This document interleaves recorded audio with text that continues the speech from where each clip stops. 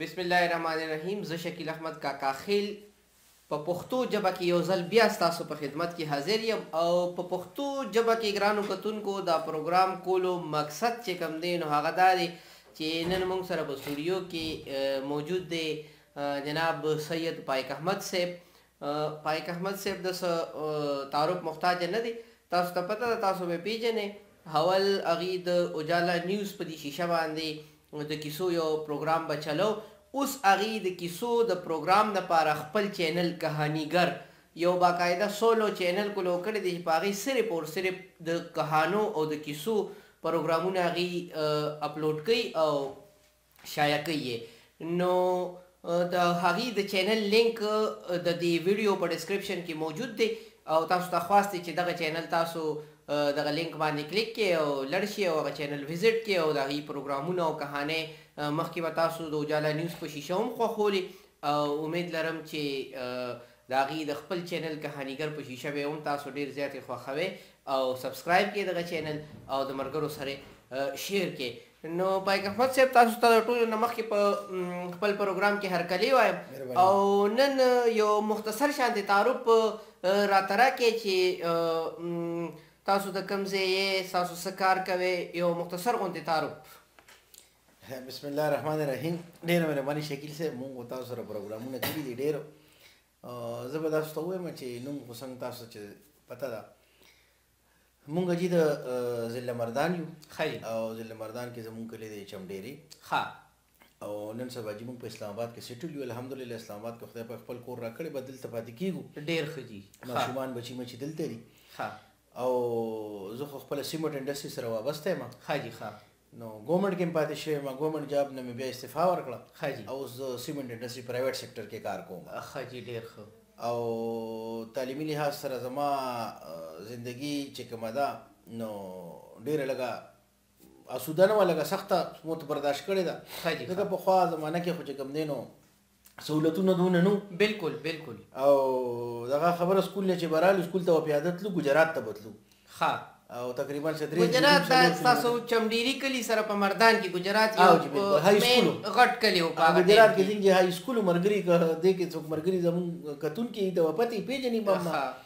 نه. موږ به جي سارې مالې پیاده تلو، تقریبا 3.5 کیلومتره لار وه.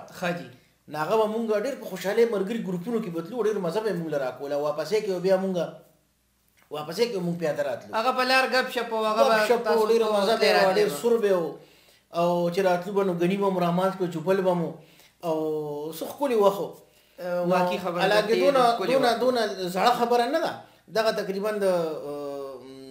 89 د 89 90 91 92 خبره ده، دونه زړه نه ده. نو پایک صاحب، دا خو ستاسو انیشل ایجوکیشن وکم چې ابتدایي تعلیم ورته وایي، دا راته ووایئ چې بیا تاسو تعلیم څومره وکړو، سرته مو ورسو یا نیمګړه کې پاتې شو؟ تعلیمي لحاظ سره ستاسو تعلیم څه دی؟ یاره جي ما خو بیا ماسټر وکړو اکنامکس کې پېښور یونیورسټۍ نه، بیا د هغې نه پس ما LLB وکړه. یعنې چې تاسو وکیل په طور باندې هم ډیګري حاصله کړې ده؟ ډیګري حاصله کړې ده او زه دلته نه چې کوم دی نو په انډیا نه مې لیسنس حاصل کړی او اوس پریکټس خو خیر زموږ ریګولر نشته ځکه چې جاب هم کو. نو فیوچر کې مې اراده شته چې انشاءالله مستقبل کې به پریکټس هم شروع کوم. خو تعلیمي کهاني تاسو نیمګړې پاتې شوه، د هغې نه پس زموږ لکه حالات داسې شو چې بیا ریګولر تعلیم مو نه شو حاصلولی. نو ما د میټرک نه پس چې کوم دی نو میټرک خو ما ریګولر وکړه، بیا د میټرک نه پس لکه ذموارېره باندې رالې کارونو ته م لاس واچو. نو د هغې نه پس دا د راروان نسل دپاره م زه یو سبق ورکوم. بالکل چې موږ به کارونه هم کولو. خدای شته ما د سګرټو کارخانه کې مزدوري هم کړې ده او ورسره تعلیم هم کو. نو اف ایم ای پرایویټ وکړه، بیا مې چې کوم دی BA پرایویټ وکړه، بیا مې چې کوم دی نو ماسټر وکړه په اکنامکس کې هم پرایویټ وکړو، ورپسې بیا LLB هم وکړه او جاب مو سره د هغه سیټ نه ټایم نه شروع کړو. ستاسو په باره کې جي موږ دا اورېدلي دي چې تاسو د ګورنمنټ 4 جابونه پرېښي دي. بالکل. د دې باندې لږ تفصیلات راکړئ. یاره دا خو داسې کیسه ده چې زموږ تر اوسه چې زه دې دغه ته اورم د دې راروان دا اوس نسل چې کوم دی نو د دې خبرې اورم نو څوک چې ټیسټ انډر ویلی ځي نو وایي ورجي پیسې چلیږي او پلانې چلیږي او ډیګري چلیږي د نوجوانانو په ذهن کې یو ټرند جوړ دی یو دغه جوړ دی چې عرض سفارش او پیسه ده. زه تاسو ته کوم ما په 97 کې بی اے وکړه ښه جي پرایویټ طور باندې او هغه ټایم داخله دونه وه چې د تھرډ ایئر داخله تقریبا 200 وه او د فورث ایئر چې کوم دی 900 روپۍ ما جمع کړی. صحیح. نو ما په چیلنج باندې کار کوم پرایویټ لکه پرایویټ کینډیډیټ سي بالکل خو ما په چیلنج باندې کار کوم. نوټسونه مې مرګرو راکړي مرګرو نه مې خدای شته اخیستي سیلف سټډي یعنی سیلف سټډي ما په چیلنج باندې کار کو چې یاره دا 900 روپۍ به ته بیا رقم ټیوشن یې مې کولې وړو سره شاګردان چې اډمیشن دا فیس ځای فیس ما به چې یاره دا 900 روپۍ به زه بیا کم ځای نه پیدا کوم دا خو دا به چې کوم دی نو زه ځای کوم نه نو یقین وکړئ په چیلنج باندې سټډي به م کوله او الحمدلله الله پاک کامیابولو. نو تاسو سوال څه کړو؟ ها ما دا وی ګورنمنت د نوکرۍ متعلق نو من ټیسټ انټرویو چې کوم ځای ته به ټیسټ انټرویو راتله زه به پرې ورتلم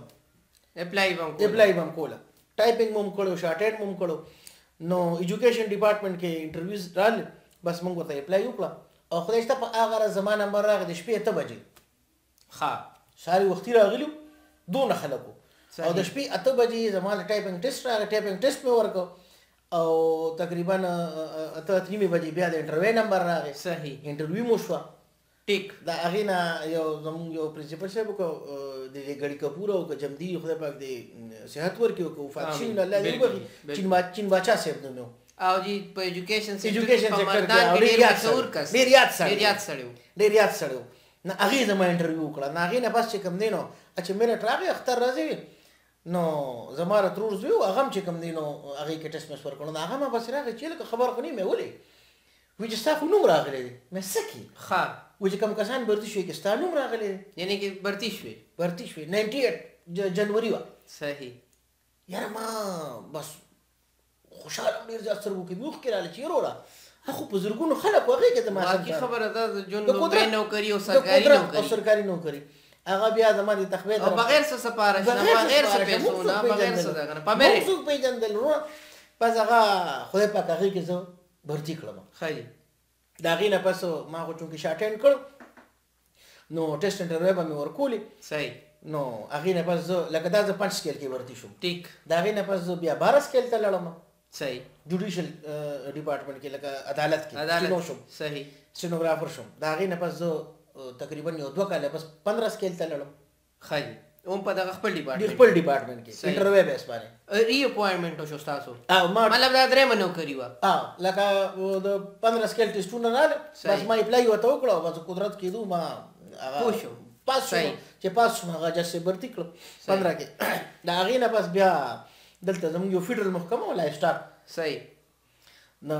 منسټري اف لایف سټاک لاندې به کار کوي اداره و نه هغې کې زه بیا کوم چې دا زناورو د غوامې خو ګډو کومه اداره ده همدغه. صحیح. نو بس یو پروجیکټ و زه هغې ته لاړم هغې کې زه 16 سکیل کې وشوم. ماشاءالله. پېښور ته به تلم راتلم نو بیا د هغې نه یو کال پس زه هغې اسلام آباد ته کړم یعنې کې ټرانسفر وشو اسلام آباد ته یې کړم. صحیح. نو زه بیا هغه چیف ایگزیکټیو سره چې کوم دی تقریبا 3-4 کاله پاتې شوم. صحیح. د دغې ادارې او بیا مونږ ته چې کوم دی د 17 سکیل برابري ملو شو ایکویلنسي ملو شوه. صحیح. مونږ لکه بیا 17 سکیل کې ډېر ښه. نو بیا د هغې نه پس بس زمونږ دا داسې عادت و چې نو ما به وایي چې یاره بس زه ځان چې ته داسې ځای ته ورسوم چې ښځې نو بیا د سیمنټ سیکټر کې چې تا یو ځای راغلی و بس هغې ته مې اپلای وکړه. ښه.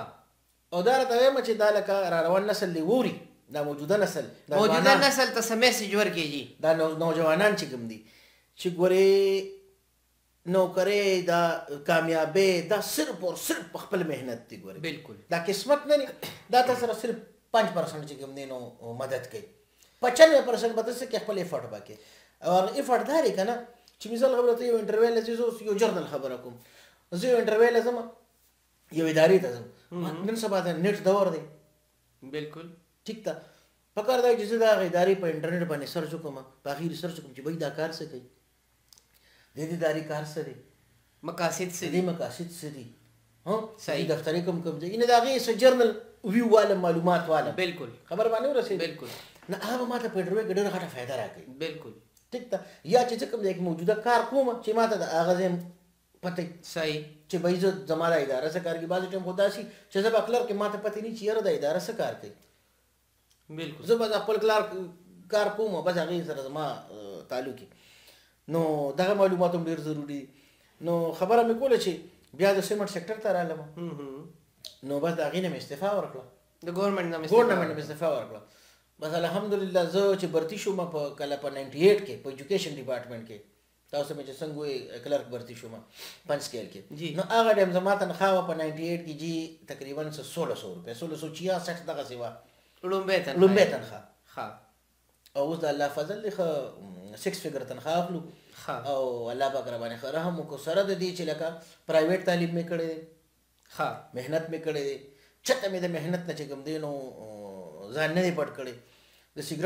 سګرټو کارخانه کې مې کار کو په دا تقریبا د 96 خبره ده او دې ثوابې طرف ته زما نیکه کور دی نه هلته زما د ماما یو زوی دی کوثر علي شاه باچا ما هغه به چې کوم دی د نظر کلي موږ به د یاروسین په کارخانه کې کار کو او ته په رب یقین وکړه هغې به زموږ درجې به زموږ 20 روپۍ جوړېدې او 12 غنټې کار به هم کو. یعنې که تاسو د دومره سخت وخت نه تېر شوي اوس که تاسو په یو ښه مقام یې نو د دې ښه مقام دپاره تاسو د ډېرو سختیانو نه راتېر شوي بېشکه او محنت مې کړی چته مې د محنت نه چې کوم دی نو تښتېدلې نه یم د محنت نه. ښه د هغې کارخانه چې به بنده شوه اوس کارخانه زما خیال ختم شوې هم د یاروسین کې وه نه هغې به په مونږ باندې د تماکو هغه ډانډې ماته هغه ګریډ وې را باندې کومانډۍ کې نو مونږ به 12 غنټې ډیوټي کوله. ته په رب یقین وکړه چې مونږ به اکثر دا کاټنې به مو چتولې نو د یو ځای نه به بل ځای ته په ترتیب کې کولې. یره خو چې مونږ به راووتو که نه نو د دې سر نه والې تر دې خپو پورې به لامده خوشته د خولې نه لامده خوشته د ګرمۍ په موسم ګرمۍ موسم کې سخت کار هم کړی دی سخت کارونه هم کړي دي. نو دا هر څه په محنت کېږي او چې کوم ځای کې هم ته چې کوم زه به دې ځای کې یو خبره ایډ کړم کله چې د دومره سختیانو نه یو کس راتېر شي یا یو څیز راتېر شي ایون که تاسو یو هیره وینئ چې نن په هغه په یو ښکلې سیټ کې لګېدلې ده یا یو ګوتمه کې لګېدلې ده نو دا هم داسې نه وي چې ګنې تاسو ته څنګه په دې ګوتمه کې یا د کالو په دې سیټ کې ښکاري. دا د خړو پړو د دغه نه خاورو نه دا تراشلي شوي په دې ډېر محنتونه شوي د هغې نه پس دا یو خپل مقام ته را رسېدلي وي او د یو خپل مارکیټ حاصل کړي وي. نو کوم خلک چې د دومره سختیانو نه تېر شي نو هغه ضرور کامیابېږي. بېشک دا خو زما پوره یقین دی او را روان نسل ته خپلو بچو ته اوس الحمدلله زما بچیانې دي هغې ته هم زه دا چې کوم دی نصیحت ورکوم خپلو وروڼو ته هم دا ورته وایم چې بهی ګورې ذهن له دا چېرې رانولی چې بهی دا به په شپارس کېږي یا دا به چې کوم دی په پیسو کېږي دا چې تا کله ذهن له راوستل ته بیمار شوې ځان کې د مقابلې جذبه پیدا ای شابه ته ذهني طور بیمار شوې هغې ته زه دا یم که چېرې یو ویکنسي یو او ته هغې له ځې او هغې له 500 کسان نور راغلي ته به دې جذبې سره ځې چې دا یو ویکنسي زما ده نیت دا پکار دی چې زه به کېږم بهی که نو رس راغلي دې باندې مو هم زه کېږم بلکل په دې جذبه باندې مونږ چې کوم دی نو تلي یو او د الله فضل دی چې ما ایجوکیشن ډپارټمنټ کې کار وکړو بیا مې چې کوم دی نو په جوډیشل ډپارټمنټ کې لکه عدالت کې کار وکړو او سیشن جج صاحب سره پاتې شوم سټینوګرافر 3 کاله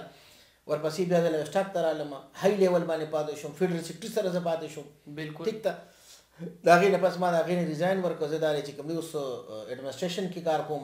په سیمنټ انډسټري کې او الحمدلله دا ښه فضل دی. نو زه درته دا وایم چې دا که زما غوندې یو سړی ایوریج سړی چې د هغه غوند تعلیم پرایویټ وي بلکل او په خپل محنت باندې هغه داخلي هم په خپله کوي موږ به ټیوشنې کولې یو زما مشر ورور خدای شته یو ځای موږ چې کوم دی دغه نه دی کړی ښه میخ هم ساتله دا معنی مونږ به چې کوم دی نو سکول نه رالو نو وروڼه میخې له زمینداري مو هم کړې یعنې ګیاله به تلو اوبه خورې به هم کولې پټو کې نن سبا خو دغه خبره زه دې خپلو بچو ته مې د نورو را روان نسل یم چې د سوشل میډیا دور راغی د انټرنیټ دور راغی نم کټې شته نم پټې شته صرف بهی ګاډو کې ځې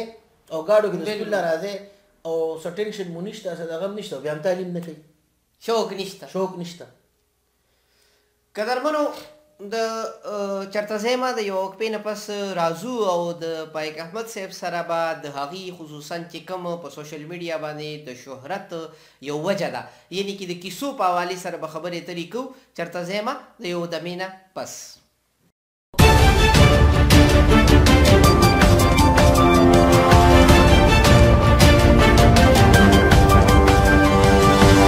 Audio Jungle.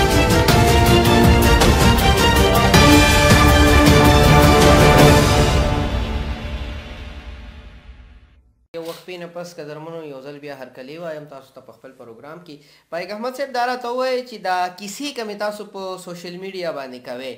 او خلک یې ډېر خوښوي خصوصا چې په پښتانه کم په گلف کنټریز کې دي یعنی سعودي عرب دوبۍ ملیشیا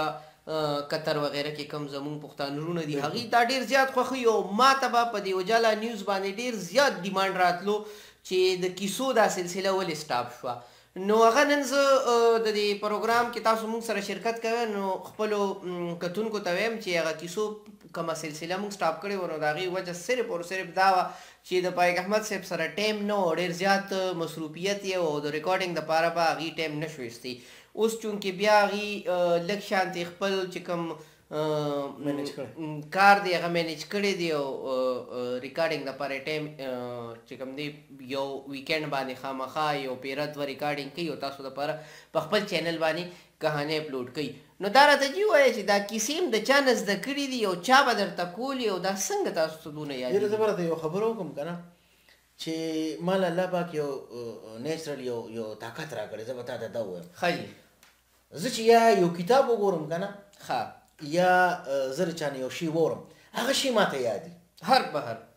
یاد دي د هغې تیم راته هغه مرکزي خاکه درته یاد مرکزي خاکه ما ته یاد دي دا اوس ما د LLB اگزام دا زما و د LLB نو ټایم خو ما سره به نه نو کور والا به راته وایي چې یار ته به دا پرچه څنګه ورکوې ته په رب یقین وکړه ما به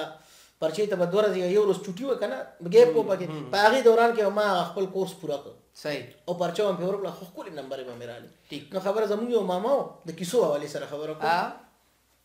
الله پاک دې وبخي د دې اسماعیلا نظر کلي تاج علي شاه باچا نوم ښه جي سیدانو جي زموږ ماما او زموږ مور د هغه دی نو هغه راته زموږ سره ډېره زیاته مینه وه موږ هم سره ډېره زیاته مینه وه او چې هغه راغی نو بس هغه به 2-3 شپې موږ سره کولې صحیح نو موږ به ډېر زیات خوشحاله وو هغه به موږ ته کیسې کولې دا ډېره زړه خبره کوم لکه زه راته د خپل بچپن خبره کوم ګورې یعنی که دا د زه تا ته به ووایم چې دا به کم از کم د 30 کالو زړه خبره تا کوم زما عمر دی وکې 40 کاله عمر دی زما نو زه به تا ته چې د 30 کالو زړه خبره تا یعنی که 90 بالکل جوړ شو لکه موږ پرایمري سکول کې دا راته ووایم صحیح دا ما ته یاد دي دا منې ښه دا کیسې به ما ته مونږ کولې هغه به راته کولې بیا چې کوم دی زموږ مور وه نو مور به مونږ تنګوله بس مونږ ته کیسه وکړه مونږ ته کیسه وکړه نو هغه کیسې ما ته یاد دي او دا ستاسو چې کوم ماماګان شو یا دغه ماما او ستاسو میا صاحب چې کوم نو هغې ته دا په وراثت کې زما په خیال ځکه چې ستاسو مور ته هم دا کیسې یادې وي بالکل دا لکه پخواني مشران چې کوم نو د هغې خو نور مشغولتیا نه وه که نه ګوره همدا کیسې دا ډېر خلک وایي دا دروغ رښتیا جګې پلانې ډنګرې خو زه تا ته یو خبره وکړم د دې دغه دا دی که نه چې مخکې به دا خلکو یو بل ته زباني وي ټکونو کې اوس څه دي اوس تا ته په هغې ډرامې جوړې شوې ته په سکرین ګورې هم هغه کردارونه تا ته په سکرین راغله تا ته به مخکې ما کردار وي چې یاره شهزاده و شهزاده دغسې تک سپینو سور سپینو سره سره ویښتي وو او په سور شو توره ډالو ورسره نو چې زه تا ته دا وایم ستا ذهن کې به ورو ورو خاکه جوړه شي بالکل بالکل دغه کردار بالکل اوس څه دي هغه کردارونه چې کوم دی نو ما جوړ کړي دي زه مثال خبره ډرامه په هغې ما جوړه کړه زه تا ته ډرامه ښیم یا تا ته زه فلم د کیمرې په ذریعې د خلکو ته کوم خلک چې وایي چې دا زموږ یو بل ملګري کیسه وه د خان لا کیسه وه که د چا کیسه وه په هغې باندې یو کس لیکلي و چې دا ډېر دا دروغ دي دا دروغ به دي وي او پلان نو ما چې دروغ خو ټول دي دا خو انټرټینمنټ دی دا ډرامې فلمونه چې ته ګورې دا رښتیا دي دا خو هم ذهني تخلیق دی هم هغه لیکل دي اول په رایټر په ذهن کې پراته وي هغې بیا په کاغذ ولیکي او د کاغذ نه بعد هغه په کیمره کې عکس بند شي نه دا خو د ذهن تخلیق دی هغه جوشي صاحب چې کوم دی خدای پاک دې وبخښي حاضر جوشي صاحب هغه موږ ته یو محفل کې ناست ډېره زړه خبره نو هغه نه چا تپوس وکړه زموږ یو ملګري چې یاره جوشي صاحب دا یکه یوسف چې و دا شیربانو چې و دا د کوم ځای و او دا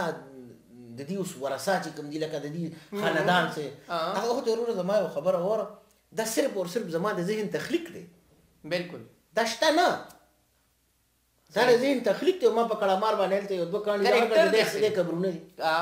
دا ما خپل ذهني تخلیق جوړ کړی دی نو زه تا ته وایم چې دا پخوانو خلکو څه واقعات شوي دي څه چې کوم دی نو د یو بل نه اورېدلي دي هغه کیسې سینه په سینه را روانې دي بالکل اوس چونکې د دې کیسو سلسله ځکه بیا ودرېده چې خلکو سره ټیمونه جي نشته په بیټکو کې د کېناستو په حجرو کې د کېناستو ټیمونه نشته یو خو زمونږ د کلو امن تباه شو زمونږ کلو کې امن نشته هغه مینه محبت نشته چې کوم پخوا او د هغې وجه صرف دا ده چې امن نشته امن ولې نشته ما خپل را روان نسل له تماچه ټوپک لاس کې ورکړ سیګریټ مې ورکړ ما څه ورکړه خپل روان نسل ما د بیټکونو کلچر ختم کړ ما د حجرو کلچر ختم کړ ټیک ده مخکې به په محله کې یا په کلي کې یو غټه حجره وه ماښام به ټول خلک راغونډېدل هغه غټه حجره کې به مسلمانه الکان به جدا ناستو مشران به جدا ناستو ګپې به لګېدې تر ناوخته پورې بیا به خپلو خپلو کورونو ته راله ټیک ده اوس څه دي ما په کور کې ځان له وړوکې بیټک جوړ کړ تا بیټک ځان له جوړ کړ بل ځان له جوړ کړ بد تالی چې میلمه راشي کولاوی کړم بالکل جی چا سره میل میلاپ نشته بالکل ټیک ده نو زه راته دا وایم چې دا کیسې به دغسې هغې ته په وراثت کې میلاو شوې بیا مونږ ته میلاو شوې دا د مونږ په دې سوشل میډیا باندې ووایې په دې یوټیوب کې نو زه چې ته څوک چې اوري نو زه نه جی د دې کیسو ستاسو هره یوه کیسه زه ډېر په غور سره ګورم او اورم یم او د دې کیسو چې کوم خوند دی که نه نو دا د یوې ډرامې یا د یو فلم یا د یو ټیلی فلم بالکل نشته د دې کیسو یو خپله چسکه ده او هغه چې چا اخیستې ده نو هغې ته پته ده بالکل دا زمونږ یو زنانه ده خپله نو هغې ما ته وایي چې یاره ستا دغه کیسه چې ما اورېده چارې درویش ډېره بهترین کیسه ده نو وایي ما ته بالکل هغه نقشه جوړه شوه که نه تصور کې راته بالکل هغه نقشه جوړه شوه چې لکه دا کس څنګه دغه دمشق ته لړو هلته هغه جینۍ سره میلاو شو څه وایي ما د غونډه نقشه جوړه شو یقین وکړه د باغ نقشه چې ته باغ بیانو تا ما ته د باغ نقشه بالکل ودرېده چې دا باغ داسې تصور کې سړي جوړېږي که نه نو په دې طریقه باندې چې کوم دی نو بیا سړی د غالي بل د کتاب خبره ته وکړم چې زه خپله د کتابونو ډېر شوقي یم ښه جي په دې زمانه کې هم په دې زمانه کې دا دی زه چې راشم د ډیوټۍ نه نو زه خامخا 4 پاڼې 5 پاڼې 6 پاڼې دا به زه کتاب خامخا ګورم ښه جي که هغه تاریخي کتاب وي که هغه معلوماتي کتاب وي کتابونو ما سره ډېره غټه ذخیره ده که د پښتو وي که د اردو وي که د انګلیش وي خو زه به خامخا ګورم اکثر کور والا راته وایي چې دا ته خو ناوخته رام شي تقریبا 8 بجې را رسم کور ته د شپې ښه جي او ته چې کوم دی نو اوس کتاب باندې شوې او مونږ سره ته خبرې نه کوې نو زه ورته وایم چې یاره دا خو بد دی کتاب هم په ما حق دی زه به دا کتاب ګورم ډیره مهرباني جی د وخت د تنګۍ په وجه دا پروګرام خو ډیر زیات خوند کوي جی او ډیره مزه کوي خو د وخت د تنګۍ په وجه دا پروګرام مونږ ختمو ستاسو ډیره مهرباني او ګرانو کتونکو تاسو ته به زه دا ووایم کمې کیسې ذکر چې پایک احمد صاحب وکړو یعنې کې چارې درویش دا یو ډیره خوږه او ډیره دلچسپه کیسه ده او که څوک کتل غواړئ دا کیسه نو په اجالا نیوز باندې او د دې ویډیو په آخر کې په د سکرین باندې د هغې لینک موجود دی نو تاسو دا کیسه په اجالا نیوز باندې اپلوډ ده کتلی شئ ډیره مهرباني ستاسو ډیره مننه جی ستاسو ډیره مهرباني والسلام